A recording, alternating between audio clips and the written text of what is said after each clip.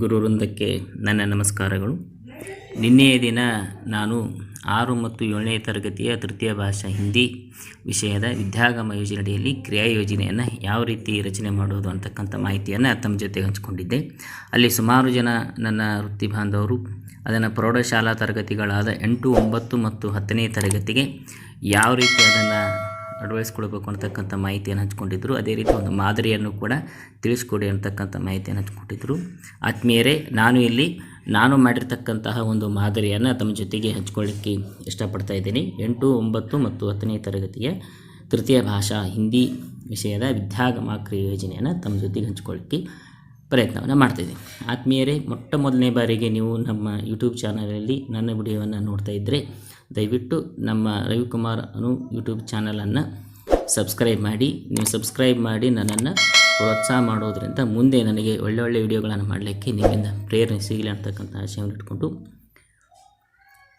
ಆತ್ಮೀಯರೇ, ಈ ಕ್ರಿಯಾ ಯೋಜನೆಯನ್ನು ರಚನೆ ಮಾಡೋದಕ್ಕಿಂತ ಪೂರ್ವದಲ್ಲಿ ತರಗತಿಗನುಸಾರವಾಗಿ ಮೂಲ ಸಾಮರ್ಥ್ಯಗಳ ಒಂದು ಪಟ್ಟಿಯನ್ನು ರಚನೆ ಮಾಡ್ಕೊಳ್ಬೇಕಾಗ್ತದೆ. ಆ ಪಟ್ಟಿಯನ್ನು ನಾನಿಲ್ಲಿ ರಚನೆ ಮಾಡ್ಕೊಂಡಿದ್ದೀನಿ ನೋಡಿ. कक्षा के अनुसार मूल सामर्थ्यों की सूची, यहाँ पर 8 मूल सामर्थ्यों की सूची 8वीं, 9वीं और 10वीं कक्षा के लिए यहाँ पर तैयार की गई है. मूल सामर्थ्यों की सूची इस प्रकार है. जो पहला है स्वर, व्यंजन, व्याकरण, सर्वनाम, क्रिया और क्रिया विशेषण. दूसरा मूल सामर्थ्य है कि गद्य और पद्य स्पष्ट वाचन और कविता कंठस्थ करना, गिनती 1 से 100 तक और सरल वाक्यों की रचना करना, अपठित गद्यांश को पढ़कर प्रश्नों का उत्तर लिखना, हिंदी भाषा में अनुवाद करना, पत्र लेखन और निबंध लेखन. ಆತ್ಮೀಯರೇ, ನಾನಿಲ್ಲಿ 8 ಮೂಲ ಸಾಮರ್ಥ್ಯಗಳನ್ನು ತೆಗೆದುಕೊಂಡಿದ್ದೀನಿ 8, 9 ಮತ್ತು 10ನೇ ತರಗತಿಯ ವಿದ್ಯಾರ್ಥಿಗಳಿಗಾಗಿ. ಯಾಕಂತಂದರೆ ಈ ವಿದ್ಯಾಗಮ ಕಾರ್ಯಕ್ರಮದ ಅಡಿಯಲ್ಲಿ ನಾವು ತೆಗೆದುಕೊಳ್ತಕ್ಕಂಥ ತರಗತಿಗಳು ಸಿಲೆಬಸ್ ಹೊರತಾಗಿ, ಅಂದರೆ ಆ ಮಕ್ಕಳಲ್ಲಿ ಮೂಲ ಸಾಮರ್ಥ್ಯಗಳನ್ನು ಬೆಳೆಸಬೇಕಾಗಿರುವುದರಿಂದ 3 ತರಗತಿಗಳಿಗೆ ನಾನು ಸಾಮಾನ್ಯವಾಗಿ ಒಂದೇ ರೀತಿಯಾಗಿರ್ತಕ್ಕಂತಹ ಮೂಲ ಸಾಮರ್ಥ್ಯಗಳ ಪಟ್ಟಿಯನ್ನು ಆಯ್ಕೆ ಮಾಡಿಕೊಂಡಿದ್ದೀನಿ. ನೀವು ಇದರಲ್ಲಿ ಇನ್ನೂ ಬೇಕಾದಷ್ಟು ಮೂಲ ಸಾಮರ್ಥ್ಯಗಳನ್ನು ಸೇರಿಸ್ಕೊಳ್ಬಹುದು.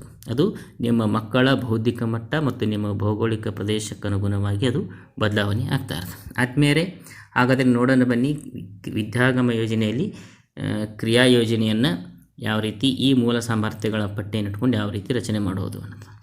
ಆತ್ಮೀಯರೇ, ಮೊದಲ ವಾರದ ಒಂದು ಕ್ರಿಯಾ ಯೋಜನೆಯನ್ನು ನೋಡೋಣ. ನಾನಿಲ್ಲಿ 5 ವಾರದ ಕ್ರಿಯಾ ಯೋಜನೆಯನ್ನು ಹಾಕ್ಕೊಂಡಿದ್ದೀನಿ. ಈ ಮೊದಲ ವಾರದ ಕ್ರಿಯಾ ಯೋಜನೆಯಲ್ಲಿ ನಾನು 8, 9 ಮತ್ತು 10ನೇ ತರಗತಿಯ ಮಕ್ಕಳಿಗೆ ಯಾವ ಒಂದು ಯೋಜನೆಯನ್ನು ಹಾಕ್ಕೊಂಡಿದ್ದೀನಿ ಅಂತಂದರೆ, ಮೊದಲನೇ ವಾರ 8, 9, 10ನೇ ತರಗತಿ ಕ್ರಿಯಾಕಲಾಪ इस प्रकार है. वर्णमाला अभ्यास करना और ಸರಳ ವ್ಯಾಕರಣ ಅಭ್ಯಾಸ करना. ಕ್ರಿಯಾಕಲಾಪ ಏನಿದೆ ಅಂದರೆ ವರ್ಣಮಾಲೆಯನ್ನು ಅಭ್ಯಾಸ ಮಾಡಿಸೋದು ಮತ್ತು ಸರಳವಾಗಿರ್ತಕ್ಕಂಥ ವ್ಯಾಕರಣವನ್ನು ಅಭ್ಯಾಸ ಮಾಡೋದು. मूल सामर्थ्य इस प्रकार है कि वर्णमाला अभ्यास करते समय हम स्वर और व्यंजन के मूल सामर्थ्यों के बारे में थोड़ा ध्यान देना, और व्याकरण अभ्यास कराते समय सर्वनाम, क्रिया विशेषण के बारे में थोड़ा ध्यान देना. ಅದೇ ರೀತಿಯಾಗಿ ಯಾವ ಯೋಜನೆಯನ್ನು ಹಾಕ್ಕೊಂಡಿದ್ದೀನಿ ನಾನು ಈ ಮೂಲ ಸಾಮರ್ಥ್ಯಗಳನ್ನು ಬೆಳೆಸಲಿಕ್ಕೆ ಅಂತಂದರೆ, ಯೋಜನೆ ಅಂದರೆ ನಮ್ಮ ಕಲಿಕಾ ಕೋಣೆಗಳು. ನಾನು ಮೊದಲನೇ ಕಲಿಕಾ ಕೋಣೆಯನ್ನು ಆಯ್ಕೆ ಮಾಡ್ಕೊಂಡಿದ್ದೀನಿ. ಗೂಗಲ್ ಮೀಟ್ ಅಪ್ಲಿಕೇಶನ್ ದ್ವಾರ ऑनलाइन क्लास और व्हाट्सएप ग्रुप द्वारा चर्चा करना, और कलिका कोने 2ರಲ್ಲಿ फ़ोन में बच्चों के साथ चर्चा करना और SMS के द्वारा अभ्यास कार्य कराना. सहायक सामग्री ಈ ಪ್ರಕಾರಗಳಿದ್ದಾವೆ. व्याकरण अभ्यास पत्रिका, चार्ट, PPT, PDF और YouTube वीडियो दिखाना. मार्गदर्शन है अध्यापक द्वारा स्वमूल्यांकन. ಆತ್ಮೀಯರೇ, ನಾನಿಲ್ಲಿ 2 ಕಲಿಕಾ ಕೋಣೆಗಳನ್ನು ಮಾಡ್ಕೊಂಡಿದ್ದೀನಿ. ಯಾಕಂದರೆ ನಮ್ಮ ಶಾಲೆಯ ಮಕ್ಕಳಲ್ಲಿ ಸುಮಾರು 75% ಹೆಚ್ಚಿನ ಮಕ್ಕಳಲ್ಲಿ ಸ್ಮಾರ್ಟ್ಫೋನ್ ಮತ್ತು ಫೋನ್ ಇರೋದರಿಂದ ನಾನು 2 ಕಲಿಕಾ ಕೋಣೆಗಳನ್ನು ಹಾಕ್ಕೊಂಡಿದ್ದೀನಿ. ನೀವು ನಿಮ್ಮ ಮಕ್ಕಳ ಒಂದು ಭೌಗೋಳಿಕವಾಗಿರ್ತಕ್ಕಂತಹ ಸನ್ನಿವೇಶವನ್ನು ನೋಡಿಕೊಂಡು ನೀವು ನಿಮ್ಮ ಕಲಿಕಾ ಕೋಣೆಗಳನ್ನು ನಿರ್ಮಾಣ ಮಾಡ್ಕೊಳ್ಬೋದು. ಆತ್ಮೀಯರೇ, ಇಲ್ಲಿ ಮೂಲ ಸಾಮರ್ಥ್ಯದಲ್ಲಿ ವ್ಯಾಕರಣ ಭಾಗಕ್ಕೆ ಸಂಬಂಧಪಟ್ಟಿರ್ತಕ್ಕಂತಹ ಸರ್ವನಾಮ, ಕ್ರಿಯಾ ಮತ್ತು ಕ್ರಿಯಾ ವಿಶೇಷಣದ ವಿಡಿಯೋಗಳನ್ನು ನಾನೇ ಸ್ವತಃ ಮಾಡಿದ್ದು. ಅದರ ಲಿಂಕನ್ನು ಈ ವಿಡಿಯೋದ ಡಿಸ್ಕ್ರಿಪ್ಷನಲ್ಲಿ ಕೂಡ ನಿಮಗೆ ಕೊಡ್ತೀನಿ, ಅಲ್ಲಿಯೂ ಕೂಡ ನೀವು ನೋಡ್ಕೊಳ್ಬೋದು.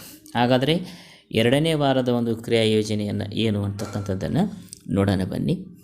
ಆದಮೇಲೆ ಮೊದಲನೇ ವಾರದ 8, 9, 10ನೇ ತರಗತಿಗಳಿಗೆ ಯಾವ ರೀತಿ ನೀವು ಮೂಲ ಸಾಮರ್ಥ್ಯಗಳನ್ನು ಬೆಳೆಸಲಿಕ್ಕೆ ಯೋಜನೆ ಹಾಕ್ಕೊಂಡಿದ್ರೋ ಅದೇ ರೀತಿಯಾಗಿ ಎರಡನೇ ವಾರದ ಒಂದು ಕ್ರಿಯಾ ಯೋಜನೆಯನ್ನು ಸಹ ನೀವು ಮಾಡ್ಕೊಂಡಿರ್ತೀರಿ. ಅಲ್ಲಿ ಸ್ವಲ್ಪ ಬದಲಾವಣೆಯನ್ನು ಮಾಡ್ಕೊಳ್ತೀರಿ. ಯಥಾ ಪ್ರಕಾರ 8, 9, 10ನೇ ತರಗತಿಯ ಎರಡನೇ ವಾರದ ಕ್ರಿಯಾ ಯೋಜನೆ क्रियाकलाप गद्य भाग और पद्य भागों को वाचन करना, कविता कंठस्थ कराना, रोज एक पाठ को शुद्ध लेख लिखना.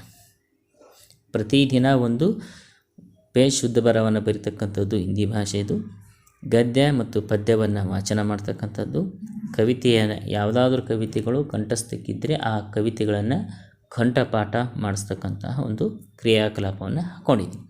मूल सामर्थ्य है गद्य और पद्य स्पष्ट वाचन करना, कविता को कंठस्थ करना. ये मूल सामर्थ्य है. योजना इस प्रकार है कि गूगल मीट एप्लीकेशन द्वारा ऑनलाइन क्लास और व्हाट्सएप ग्रुप द्वारा चर्चा करना पहला कक्षा, और दूसरा कक्षा इस प्रकार करते हैं कि फ़ोन में बच्चों के साथ चर्चा करना और SMS के द्वारा अभ्यास कार्य करना. ಆದಮೇಲೆ ಈ ಎರಡೂ ಕಲಿಕಾ ಕೋಣೆಗಳಲ್ಲಿ ನಾವು ಮಕ್ಕಳೊಂದಿಗೆ ಫೋನಿನಲ್ಲಿ ಏನು ಮಾಡ್ತೀವಿ ಅಂತಂದರೆ ನಮ್ಮ ಅಭ್ಯಾಸದ ಕಾರ್ಯಚಟುವಟಿಕೆಗಳನ್ನು ತಿಳಿಸ್ಕೊಡ್ತೀವಿ. ಒಂದು ಆನ್ಲೈನ್ ಕ್ಲಾಸ್ ಮುಖಾಂತರ ತಿಳಿಸ್ಕೊಡ್ತೀವಿ, ಇನ್ನೊಂದು ಫೋನಿನಲ್ಲಿ ಮಾತನಾಡೋದ್ರ ಮುಖಾಂತರ ತಿಳಿಸ್ಕೊಡ್ತೀವಿ. ಯಥಾ ಪ್ರಕಾರ ನೀವು 3ನೇ ಕೋಣೆಯನ್ನು ನಿರ್ಮಾಣ ಮಾಡಿದರೆ ಮಕ್ಕಳ ಜೊತೆಗೆ ನೇರವಾಗಿ ಬೆರೆತು ಈ ಕ್ರಿಯಾ ಯೋಜನೆಯ ಒಂದು ಮೂಲ ಸಾಮರ್ಥ್ಯಗಳನ್ನು ಬೆಳೆಸ್ಬೋದು. ಸಹಾಯಕ ಸಾಮಗ್ರಿ ಯಥಾ ಪ್ರಕಾರ ವ್ಯಾಕರಣದ ಅಭ್ಯಾಸದ ಪತ್ರಿಕಾ, ಚಾರ್ಟ್, PPT, PDF और यूट्यूब वीडियो दिखाना. मार्गदर्शक यहाँ पर अध्यापक और अध्यापक द्वारा ಸ್ವಮೂಲ್ಯಾಂಕನ. ಆದಮೇಲೆ 3ನೇ ವಾರದ ಒಂದು ಕ್ರಿಯಾ ಯೋಜನೆಯನ್ನು ನೋಡೋಣ. 3ನೇ ವಾರದ ಕ್ರಿಯಾ ಯೋಜನೆಯಲ್ಲಿ ಯಾವ ಮೂಲ ಸಾಮರ್ಥ್ಯಗಳನ್ನು ಬೆಳೆಸ್ತೀವಿ? ಈಗಾಗಲೇ ನಾವು 8 ಮೂಲ ಸಾಮರ್ಥ್ಯಗಳನ್ನು ನಮ್ಮ ಸಾಮರ್ಥ್ಯಗಳ ಪಟ್ಟಿಯಲ್ಲಿ ಹಾಕ್ಕೊಂಡಿದ್ದೀವಿ. ಈ 3ನೇ ವಾರದ ಒಂದು ಕ್ರಿಯಾ ಯೋಜನೆಯಲ್ಲಿ ಯಾವ ಒಂದು ಮೂಲ ಸಾಮರ್ಥ್ಯಗಳನ್ನು ಬೆಳೆಸ್ತಾ ಇದ್ದೀವಿ ನೋಡೋಣ ಬನ್ನಿ. 8, 9 ಮತ್ತು 10ನೇ ತರಗತಿಯ तीसरा सप्ताह गिनती को अभ्यास कराना, सरल वाक्य रचना कराना. गिनती 1 से 100 तक और सरल वाक्यों की ರಚನಾ करना. ಮೂಲ ಸಾಮರ್ಥ್ಯಗಳಲ್ಲಿ ಎರಡನ್ನು ಆಯ್ಕೆ ಮಾಡ್ಕೊಂಡಿದ್ದೀನಿ 3ನೇ ವಾರಕ್ಕೆ. ಒಂದು ಗಿಂತಿಯನ್ನು ಅಭ್ಯಾಸ ಮಾಡೋದು 1ರಿಂದ 100ರವರೆಗೆ. ಅದೇ ರೀತಿಯಾಗಿ ಚಿಕ್ಕ ಚಿಕ್ಕ ವಾಕ್ಯಗಳನ್ನು ರಚನೆ ಮಾಡ್ತಕ್ಕಂತಹ ಕೌಶಲ್ಯವನ್ನು ಮಕ್ಕಳಲ್ಲಿ ಬೆಳೆಸ್ತಕ್ಕಂಥ ಒಂದು ಮೂಲ ಸಾಮರ್ಥ್ಯ ಬೆಳೆಸ್ತಕ್ಕಂಥ ಒಂದು ಯೋಜನೆಯನ್ನು ಹಾಕ್ಕೊಂಡಿದ್ದೀನಿ. ಯೋಜನಾ कक्षा 1 और कक्षा 2. कक्षा 1 में गूगल मीट एप्लीकेशन द्वारा ऑनलाइन क्लास और व्हाट्सएप ग्रुप द्वारा चर्चा करना, और कक्षा 2 में फ़ोन में बच्चों के साथ चर्चा करना और SMS द्वारा अभ्यास कार्य कराना.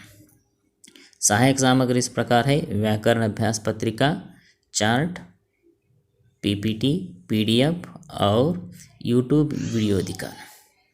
मार्गदर्शक है अध्यापक द्वारा ಸ್ವಮೂಲ್ಯಾಂಕನ. ಇದೇ ರೀತಿಯಾಗಿ ನೀವು ಬೇರೆ ಒಂದು ಮೂಲ ಸಾಮರ್ಥ್ಯಗಳನ್ನು ತೆಗೆದುಕೊಂಡಿದ್ದರೂ ಸಹ ಇಲ್ಲಿ ಅದನ್ನು ನೀವು ಸೇರಿಸ್ಬೋದು.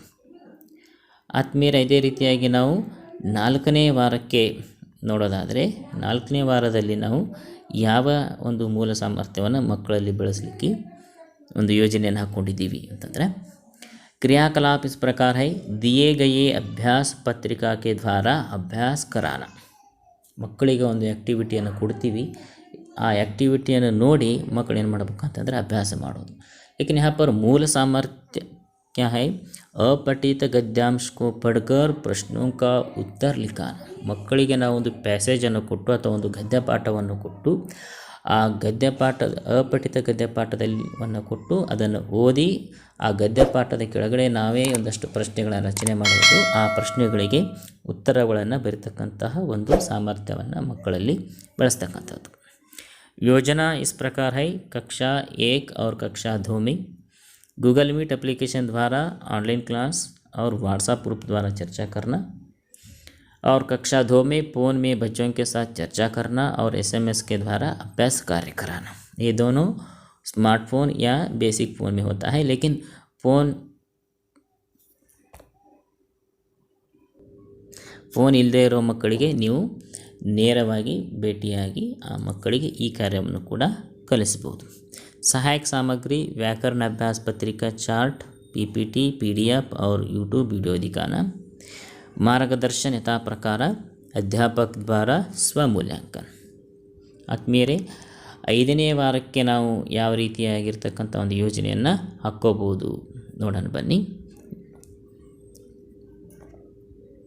ಇಲ್ಲಿ 8, 9 ಮತ್ತು 10ನೇ ತರಗತಿಯ ಮಕ್ಕಳಿಗೆ 4ನೇ ವಾರದ ಒಂದು अभ्यास पत्रिका क्रियाकलाप ಏನು ಅಂತಂದರೆ दिए गए अभ्यास पत्रिका के द्वारा अभ्यास कराना और अभ्यास कराना.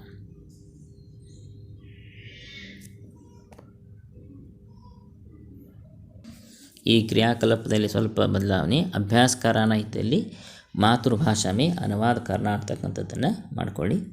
ಮೂಲ ಸಾಮರ್ಥ್ಯ ಏನು ಅಂತಂದರೆ ಹಿಂದಿ ಭಾಷಾ ಮೇ ಅನುವಾದ ಕರ್ನಾ और पत्र लेखन. योजना टाइप 1, टाइप 2 यानी कक्षा 1, कक्षा 2 में गूगल मीट एप्लीकेशन द्वारा ऑनलाइन क्लास और व्हाट्सएप ग्रुप द्वारा चर्चा करना, और कक्षा 2 में फ़ोन में बच्चों के साथ चर्चा करना और SMS के माध्यम से अभ्यास कार्य कराना. और सहायक सामग्री है व्याकरण अभ्यास पत्रिका, चार्ट, PPT, PDF और यूट्यूब वीडियो दिखाना. मार्गदर्शक यहाँ पर अध्यापक है, अध्यापक द्वारा स्वमूल्यांकन. तो हम आगे चलते हैं.